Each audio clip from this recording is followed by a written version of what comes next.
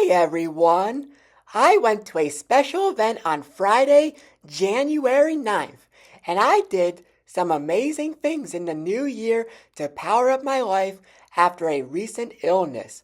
When I was sick, I felt like keeping all my current photos on all my devices so that I could look into my past favorite events when I'm feeling down. My iPhone has plenty of room as is, but I still want to keep the best and toss the rest to ensure my iPhone can still capture new moments without eventual last-minute panic. I want to keep the best photos in my iPhone's photo library to ensure I don't accidentally delete my favorites someday. One of my favorite teachers, McKinley, was supportive of this idea. I had trouble deciding whether to keep my all-time record of past events in my Google account, but I decided that my little kid activity and mature student activity don't mix. I remember being confused as to whether to keep everything I've ever done, but I asked, does anything on a computer use storage? And I was answered yes. Many documents I create are very small, but as a movie maker, I really care about having enough room for my creative projects. I was inspired by the Scrooge movie in 2023 to put away the past so I can keep the best memorabilia and make room for new memories.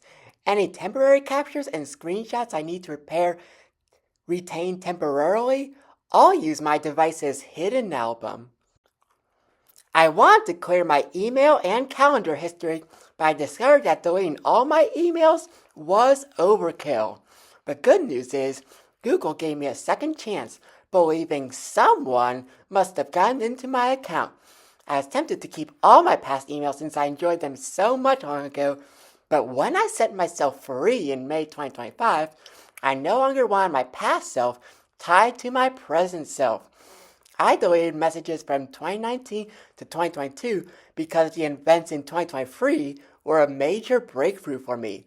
Now that I removed my early past from my main menu after making off-site copies, whether on my flash drive or in my iCloud, it's time to jump into what I did on Friday night.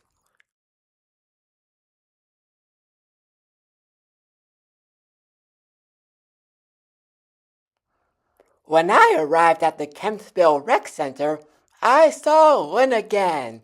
This is just like the time when I saw Lynn for a Teen Travelers outing, the first major event in 2025. When I got in the van, I took my first 2026 selfie.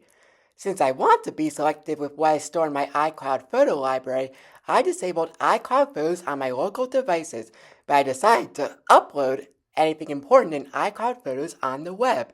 It was difficult on my old Chromebook, but it's easy on my new MacBook. I listened to Nintendo music in the van, and then I arrived at my favorite dancing building. I saw some new friends, and I saw some familiar friends like Leilani. I even saw Mr. Casey, Claire, and Molly. I ate a hamburger, and then I went into the sensory room to read and talk to friends. I danced to some of my favorite songs, took notes about my highlights from today, and then it was time to wrap up. On the way back, I was unable to connect the Bluetooth earbuds I use for music listening, so I played some games on my phone. I used to use headphones for almost everything, but I was fine with listening to some things through the built-in speakers. I turned down the volume to avoid bothering others, but my favorite gaming sounds were still enjoyable. When I came home, I transferred my photos to my computer, and I uploaded my personal favorite to my iCloud photo library. Although having things magically appear on multiple devices was cool in theory, it feels good to transfer what I select and then upload a favorite. My Apple devices make it easy to do things either way via AirDrop and iCloud, but it feels good to do things the calm way instead of getting what I want instantly. Also, when I had only one photo of my cousins on my iPhone, things worked out for the best when I saw them in a collage at home. And that wraps up my night at the TR Ball. I'll be returning to the Teen Club at the Rec Center on January 16th. We'll see you then.